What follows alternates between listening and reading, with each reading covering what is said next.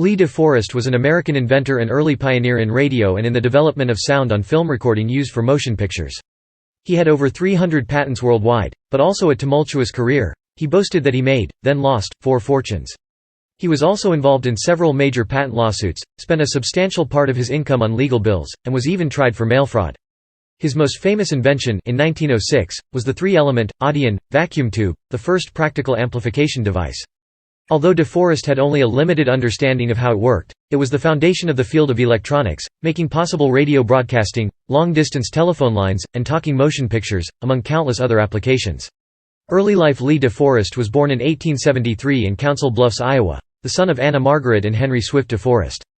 He was a direct descendant of Jessé de Forest, the leader of a group of Walloon Huguenots who fled Europe in the 17th century due to religious persecution. DeForest's father was a congregational church minister who hoped his son would also become a pastor. In 1879 the elder DeForest became president of the American Missionary Association's Talladega College in Talladega, Alabama, a school, open to all of either sex, without regard to sect, race, or color, and which educated primarily African Americans. Many of the local white citizens resented the school and its mission, and Lee spent most of his youth in Talladega isolated from the white community, with several close friends among the black children of the town. DeForest prepared for college by attending Mount Hermon Boys' School in Mount Hermon, Massachusetts for 2 years, beginning in 1891. In 1893, he enrolled in a 3-year course of studies at Yale University's Sheffield Scientific School in New Haven, Connecticut, on a $300 per year scholarship that had been established for relatives of David DeForest. Convinced that he was destined to become a famous and rich inventor and perpetually short of funds, he sought to interest companies with a series of devices and puzzles he created, and expectantly submitted essays in prize competitions, all with little success. After completing his undergraduate studies, in September 1896 DeForest began 3 years of postgraduate work. However, his electrical experiments had a tendency to blow fuses, causing building-wide blackouts. Even after being warned to be more careful, he managed to douse the lights during an important lecture by Professor Charles S. Hastings, who responded by having DeForest expelled from Sheffield. With the outbreak of the Spanish–American War in 1898, DeForest enrolled in the Connecticut Volunteer Militia Battery as a bugler, but the war ended and he was mustered out without ever leaving the state. He then completed his studies at Yale Sloan Physics Laboratory, earning a doctorate in 1899 with a dissertation on the reflection of Hertzian waves from the ends of parallel wires, supervised by theoretical physicist Willard Gibbs. Early radio work reflecting his pioneering work. DeForest has sometimes been credited as the «father of radio», an honorific which he adopted as the title of his 1950 autobiography. In the late 1800s he became convinced there was a great future in radio-telegraphic communication, but Italian Guglielmo Marconi, who received his first patent in 1896, was already making impressive progress in both Europe and the United States. One drawback of Marconi's approach was his use of a coherer as a receiver, which, while providing for permanent records, was also slow, insensitive, and not very reliable. DeForest was determined to devise a better system, including a self-restoring detector that could receive transmissions by ear, thus making it capable of receiving weaker signals and also allowing faster Morse code sending speeds. After making unsuccessful inquiries about employment with Nikola Tesla and Marconi, DeForest struck out on his own. His first job after leaving Yale was with the Western Electric Company's telephone lab in Chicago, Illinois. While there he developed his first receiver, which was based on findings by 2 German scientists, Drs. A. Neugeschwender and Emil Ashkenass. Their original design consisted of a mirror in which a narrow, moistened slit had been cut through the silvered back. Attaching a battery and telephone receiver, they could hear sound changes in response to radio signal impulses. DeForest, along with Ed Smythe, a coworker who provided financial and technical help, developed variations they called responders. A series of short-term positions followed, including 3 unproductive months with Professor Warren S. Johnson's American Wireless Telegraph Company in Milwaukee, Wisconsin, and work as an assistant editor of the Western Electrician in Chicago. With radio research his main priority, DeForest next took a night teaching position at the Lewis Institute, which freed him to conduct experiments at the Armour Institute. By 1900, using a spark coil transmitter and his responder receiver, DeForest expanded his transmitting range to about 7 kilometers. Professor Clarence Freeman of the Armour Institute became interested in DeForest's work and developed a new type of spark transmitter. DeForest soon felt that Smythe and Freeman were holding him back, so in the fall of 1901 he made the bold decision to go to New York to compete directly with Marconi in transmitting race results for the international yacht races. Marconi had already made arrangements to provide reports for the Associated Press, which he had successfully done for the 1899 contest. DeForest contracted to do the same for the smaller Publishers Press Association. The race effort turned out to be an almost total failure. The Freeman transmitter broke down. In a fit of rage, DeForest threw it overboard, and had to be replaced by an ordinary spark coil. Even worse, the American Wireless Telephone and Telegraph Company, which claimed its ownership of Amos Dahlberg's 1886 patent for wireless communication meant it held a monopoly for all wireless communication in the United States, had also set up a powerful transmitter. None of these companies had effective tuning for their transmitters, so only one could transmit at a time without causing mutual interference. Although an attempt was made to have the three systems avoid conflicts by rotating operations over 5-minute intervals, the agreement broke down, resulting in chaos as the simultaneous transmissions clashed with each other. DeForest ruefully noted that under these conditions the only successful wireless communication was done by visual semaphore, wigwag, flags. Operated a high-powered transmitter that was used primarily to drown out the other two. American DeForest Wireless Telegraph Company. Despite this setback, DeForest remained in the New York City area, in order to raise interest in his ideas and capital to replace the small working companies that had been formed to promote his work thus far. In January 1902 he met a promoter, Abraham White, who would become DeForest's main sponsor for the next 5 years. White envisioned bold and expansive plans that enticed the inventor, however, he was also dishonest and much of the new enterprise would be built on wild exaggeration and stock fraud. To back DeForest's efforts, White incorporated the American DeForest Wireless Telegraph Company, with himself as the company's president, and DeForest the scientific director. The company claimed as its goal the development of worldwide wireless. The original responder receiver proved to be too crude to be commercialized, and DeForest struggled to develop a non-infringing device for receiving radio signals. In 1903, Reginald Fessenden demonstrated an electrolytic detector, and DeForest developed a variation, which he called the spade detector, claiming it did not infringe on Fessenden's patents. Fessenden and the U.S. courts did not agree, and court injunctions enjoined American DeForest from using the device. Meanwhile, White set in motion a series of highly visible promotions for American DeForest. Wireless Auto No. 1 was positioned on Wall Street to send stock quotes, using an unmuffled spark transmitter to loudly draw the attention of potential investors. In early 1904, 2 stations were established at Wei Hai Wei on the Chinese mainland and aboard the Chinese steamer SS Haiman, which allowed war correspondent Captain Lionel James of the Times of London to report on the brewing Russo-Japanese War. And later that year a tower, with DeForest, arrayed in lights, was erected on the grounds of the Louisiana Purchase Exposition in St. Louis, Missouri, where the company won a gold medal for its radio telegraph demonstrations. The company's most important early contract was the construction, in 1905–1906, of 5 high-powered radio telegraph stations for the U.S. Navy, located in Panama, Pensacola and Key West, Florida, Guantanamo, Cuba, and Puerto Rico. It also installed shore stations along the Atlantic coast and Great Lakes and equipped shipboard stations. But the main focus was selling stock at ever more inflated prices, spurred by the construction of promotional inland stations. Most of these inland stations had no practical use and were abandoned once the local stock sales slowed. DeForest eventually came into conflict with his company's management. His main complaint was the limited support he got for conducting research, while company officials were upset with DeForest's inability to develop a practical receiver free of patent infringement. On November 28, 1906, in exchange for $1,000 and the rights to some early Audion detector patents, DeForest turned in his stock and resigned from the company that bore his name.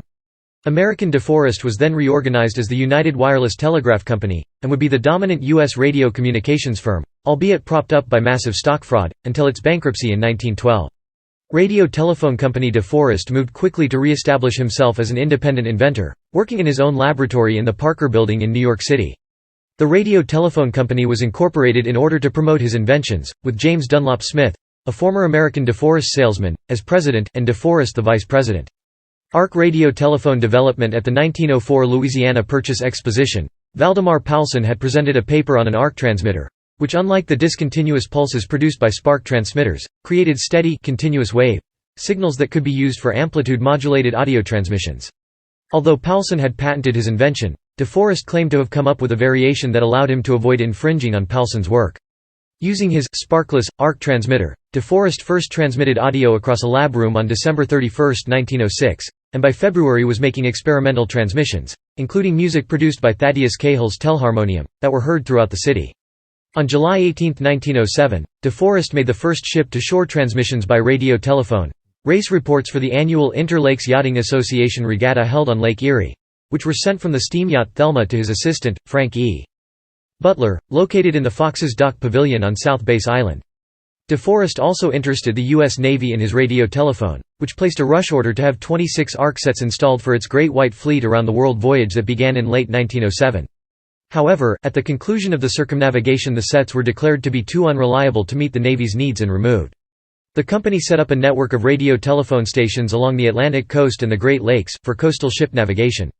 However, the installations proved unprofitable, and by 1911 the parent company and its subsidiaries were on the brink of bankruptcy. Initial broadcasting experiments DeForest also used the arc transmitter to conduct some of the earliest experimental entertainment radio broadcasts.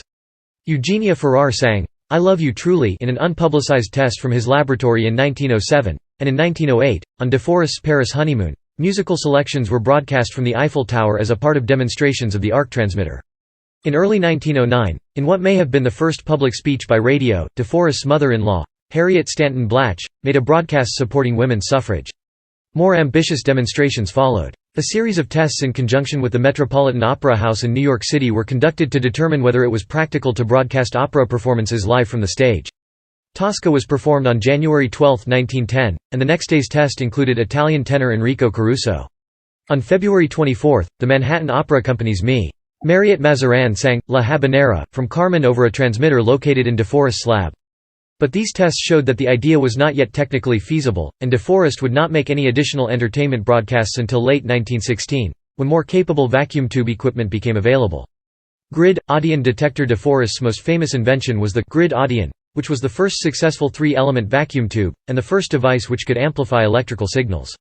He traced its inspiration to 1900, when, experimenting with a spark gap transmitter, he briefly thought that the flickering of a nearby gas flame might be in response to electromagnetic pulses. With further tests he soon determined that the cause of the flame fluctuations actually was due to air pressure changes produced by the loud sound of the spark. Still, he was intrigued by the idea that, properly configured, it might be possible to use a flame or something similar to detect radio signals. After determining that an open flame was too susceptible to ambient air currents, DeForest investigated whether ionized gases, heated and enclosed in a partially evacuated glass tube, could be used instead. In 1905 to 1906 he developed various configurations of glass tube devices, which he gave the general name of Audions.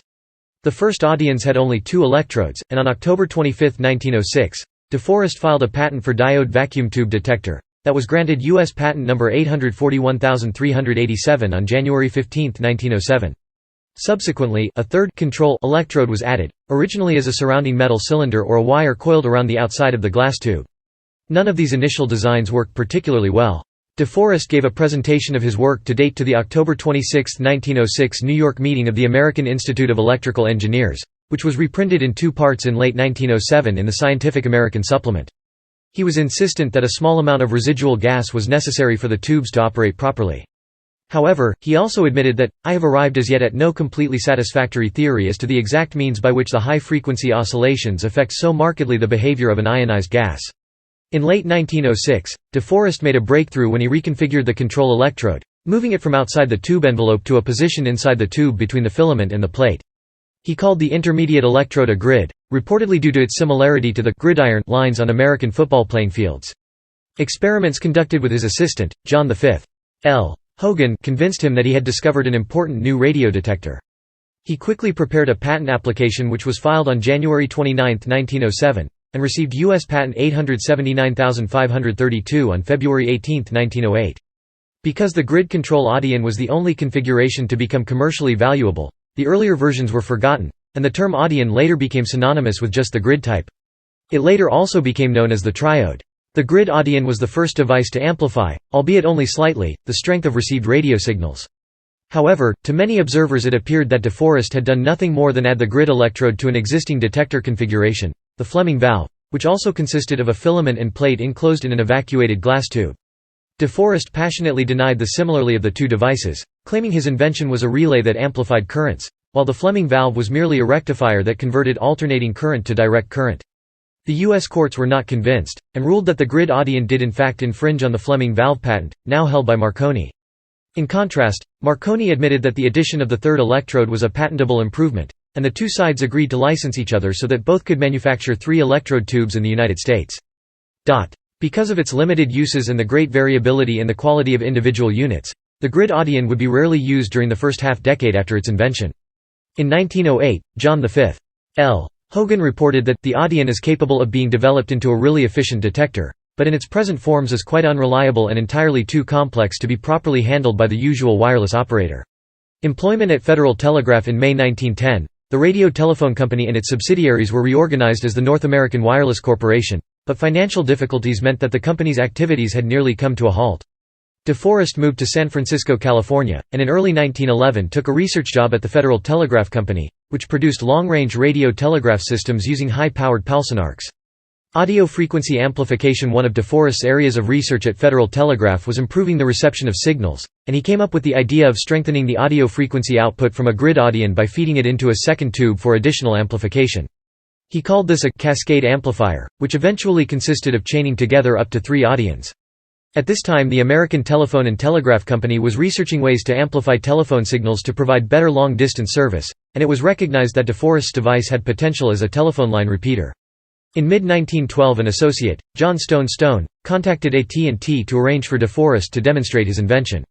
It was found that DeForest's gassy version of the Audion could not handle even the relatively low voltages used by telephone lines. However, careful research by Dr. Harold D. Arnold and his team at AT&T's Western Electric subsidiary determined that improving the tube's design would allow it to be more fully evacuated, and the high vacuum allowed it to operate at telephone line voltages. With these changes, the Audion evolved into a modern electron discharge vacuum tube, using electron flows rather than ions.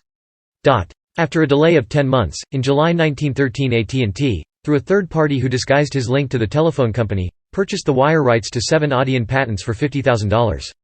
DeForest had hoped for a higher payment, but was again in bad financial shape and was unable to bargain for more. In 1915, AT&T used the innovation to conduct the first transcontinental telephone calls, in conjunction with the Panama Pacific International Exposition at San Francisco. Reorganized Radio Telephone Company officials had engaged in some of the same stock-selling excesses that had taken place at American DeForest, and as part of the U.S. government's crackdown on stock fraud, in March 1912 DeForest, plus 4 other company officials, were arrested and charged with use of the mails to defraud.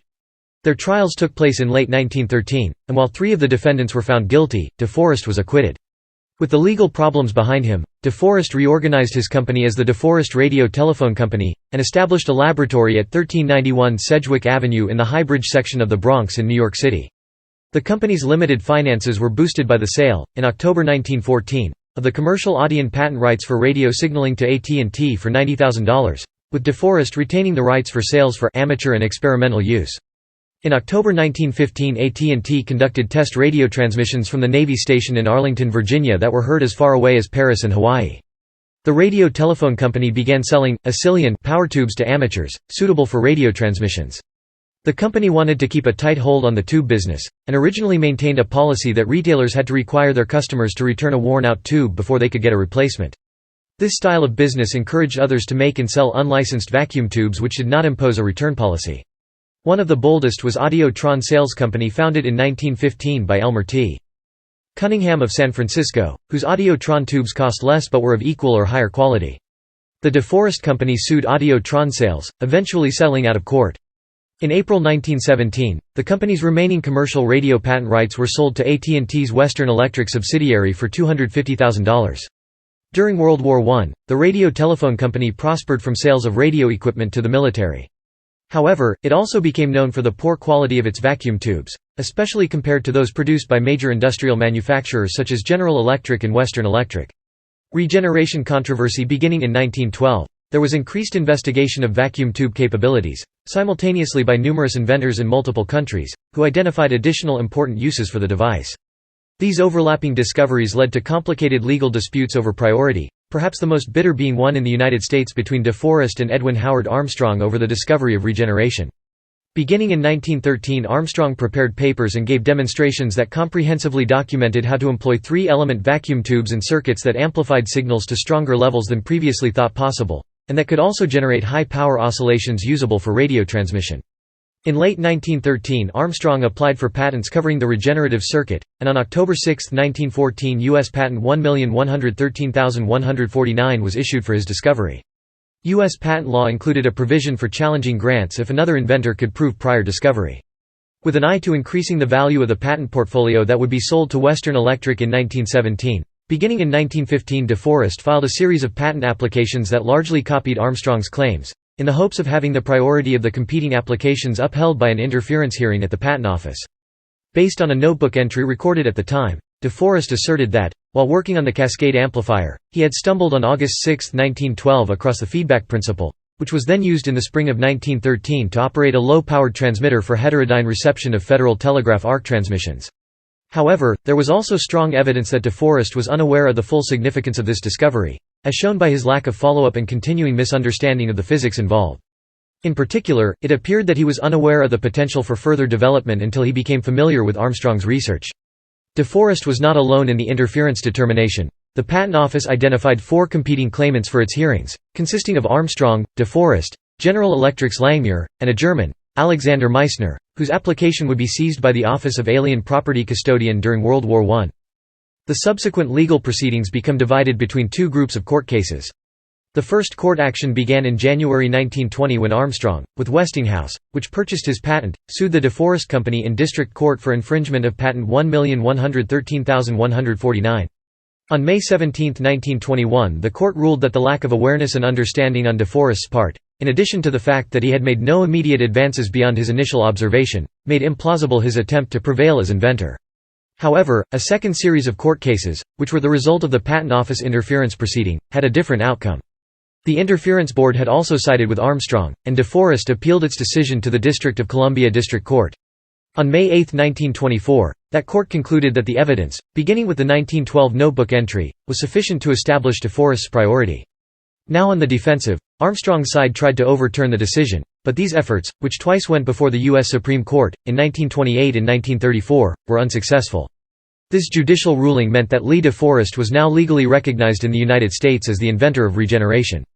However, much of the engineering community continued to consider Armstrong to be the actual developer, with DeForest viewed as someone who skillfully used the patent system to get credit for an invention to which he had barely contributed.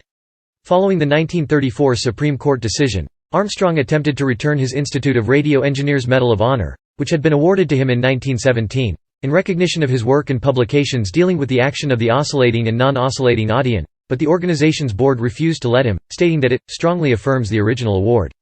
The practical effect of DeForest's victory was that his company was free to sell products that used regeneration, for during the controversy, which became more a personal feud than a business dispute, Armstrong tried to block the company from even being licensed to sell equipment under his patent. DeForest regularly responded to articles which he thought exaggerated Armstrong's contributions with animosity that continued even after Armstrong's 1954 suicide. Following the publication of Carl Dreher's E. H. Armstrong, The Hero as Inventor in the August 1956 Harper's Magazine, DeForest wrote the author, describing Armstrong as exceedingly arrogant, brow-beating, even brutal, and defending the Supreme Court decision in his favor. Renewed broadcasting activities in the summer of 1915. The company received an experimental license for Station 2XG, located at its High Bridge laboratory. In late 1916, DeForest renewed the entertainment broadcasts he had suspended in 1910, now using the superior capabilities of vacuum tube equipment. 2XG's debut program aired on October 26, 1916, as part of an arrangement with the Columbia Graphophone Company to promote its recordings, which included announcing the title and Columbia Gramophone Company, with each playing. Beginning November 1, the High Bridge station offered a nightly schedule featuring the Columbia recordings. These broadcasts were also used to advertise the products of the DeForest Radio Co., mostly the radio parts, with all the zeal of our catalog and price list, until comments by Western Electric engineers caused DeForest enough embarrassment to make him decide to eliminate the direct advertising.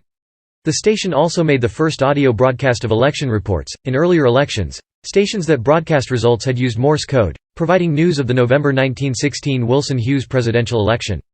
The New York American installed a private wire and bulletins were sent out every hour. About 2,000 listeners heard the Star-Spangled Banner and other anthems, songs, and hymns. With the entry of the United States into World War I on April 6, 1917, all civilian radio stations were ordered to shut down, so 2XG was silenced for the duration of the war. The ban on civilian stations was lifted on October 1, 1919, and 2XG soon renewed operation, with the Brunswick-Balke Colander Company now supplying the phonograph records. In early 1920, DeForest moved the station's transmitter from the Bronx to Manhattan, but did not have permission to do so, so District Radio Inspector Arthur Batchelor ordered the station off the air. DeForest's response was to return to San Francisco in March, taking 2XG's transmitter with him. A new station, 6XC, was established as the California Theater Station, which DeForest later stated was the first radio telephone station devoted solely to broadcasting to the public. Later that year a DeForest associate, Clarence C.S. Thompson, established Radio News and Music, Inc., in order to lease DeForest radio transmitters to newspapers interested in setting up their own broadcasting stations. In August 1920, the Detroit News began operation of the Detroit News radiophone, initially with the callsign 8MK, which later became broadcasting station WWJ. Phonofilm sound on film process in 1921. DeForest ended most of his radio research in order to concentrate on developing an optical sound on film process called Phonofilm. In 1919 he filed the first patent for the new system, which improved upon earlier work by Finnish inventor Erik Tigerstedt and the German partnership Tri-Ergon. Phonofilm recorded the electrical waveforms produced by a microphone photographically onto film, using parallel lines of variable shades of gray, an approach known as variable density, in contrast to variable area systems used by processes such as RCA photophone. When the movie film was projected, the recorded information was converted back into sound, in synchronization with the picture. From October 1921 to September 1922, DeForest lived in Berlin, Germany, meeting the Tri-Ergon developers, Hans Vogt, and Joseph Massel, and investigating other European sound film systems. In April 1922 he announced that he would soon have a workable sound on film system. On March 12, 1923 he demonstrated Phonofilm to the press. This was followed on April 12, 1923 by a private demonstration to electrical engineers at the Engineering Society Building's auditorium at 33 West 39th Street in New York City. In November 1922, DeForest established the DeForest Phonofilm Company, located at 314 East 48th Street in New York City. But none of the Hollywood movie studios expressed interest in his invention, and because at this time these studios controlled all the major theater chains, this meant DeForest was limited to showing his experimental films in independent theaters. After recording stage performances, speeches, and musical acts, on April 15, 1923 DeForest premiered 18 Phonofilm short films at the independent Rivoli Theater in New York City. Starting in May 1924, Max and Dave Fleischer used the Phonofilm process for their song cartoon series of cartoons, featuring the "Follow the Bouncing Ball" gimmick. However, DeForest's choice of primarily filming short vaudeville acts, instead of full-length features, limited the appeal of Phonofilm to Hollywood studios. DeForest also worked with Freeman Harrison Owens and Theodore Case, using their work to perfect the Phonofilm system. However, DeForest had a falling out with both men. Due to DeForest's continuing misuse of Theodore Case's inventions and failure to publicly acknowledge Case's contributions, the Case Research Laboratory proceeded to build its own camera. That camera was used by Case and his colleague Earl Sponable to record President Coolidge on August 11, 1924, which was one of the films shown by DeForest and claimed by him to be the product of his inventions. Believing that DeForest was more concerned with his own fame and recognition than he was with actually creating a workable system of sound film, and because of his continuing attempts to downplay the contributions of the Case Research Laboratory in the creation of Phonofilm, Case severed his ties with DeForest in the fall of 1925. Case successfully negotiated an agreement to use his patents with studio head William Fox, owner of Fox Film Corporation, who marketed the innovation as Fox Movietone. Warner Brothers introduced a competing method for sound film, the Vitaphone sound on disc process developed by Western Electric, with the August 6, 1926 release of the John Barrymore film Don Juan. In 1927 and 1928, Hollywood expanded its use of sound on film systems, including Fox Movietone and RCA Photophone. Meanwhile, theatre chain owner Isadore Schlesinger purchased the UK rights to Phonofilm and released short films of British music hall performers from September 1926 to May 1929. Almost 200 Phonofilm shorts were made, and many are preserved in the collections of the Library of Congress and the British Film Institute. Later years and death in April 1923, the DeForest Radio Telephone and Telegraph Company, which manufactured DeForest's Audions for commercial use, was sold to a group headed by Edward Jewett of Jewett Page Motors, which expanded the company's factory to cope with rising demand for radios. The sale also bought the services of DeForest, who was focusing his attention on newer innovations. DeForest's finances were badly hurt by the stock market crash of 1929, and research in mechanical television proved unprofitable. In 1934, he established a small shop to produce diathermy machines, and, in a 1942 interview, still hoped to make at least one more great invention. DeForest was a vocal critic of many of the developments in the entertainment side of the radio industry. In 1940 he sent an open letter to the National Association of Broadcasters in which he demanded, "What have you done with my child, the radio broadcast? You have debased this child, dressed him in rags of ragtime, tatters of jive and boogie-woogie." That same year, DeForest and early TV engineer Ulysses Armand Sanabria presented the concept of a primitive unmanned combat air vehicle using a television camera and a jam-resistant radio control in a Popular Mechanics issue. In 1950 his autobiography, Father of Radio, was published, although it sold poorly. DeForest was the guest celebrity on the May 22, 1957, episode of the television show This Is Your Life, where he was introduced as the father of radio and the grandfather of television. He suffered a severe heart attack in 1958, after which he remained mostly bedridden. He died in Hollywood on June 30, 1961, aged 87, and was interred in San Fernando Mission Cemetery in Los Angeles, California. DeForest died relatively poor, with just $1,250 in his bank account. Legacy: the grid Audion, which DeForest called "my greatest invention," and the vacuum tubes developed from it, dominated the field of electronics for 40 years, making possible long-distance telephone service, radio broadcasting, television, and many other applications. It could also be used as an electronic switching element, and was later used in early digital electronics, including the first electronic computers, although the 1948 invention of the transistor would lead to microchips that eventually supplanted vacuum tube technology. For this reason, DeForest has been called one of the founders of the electronic age.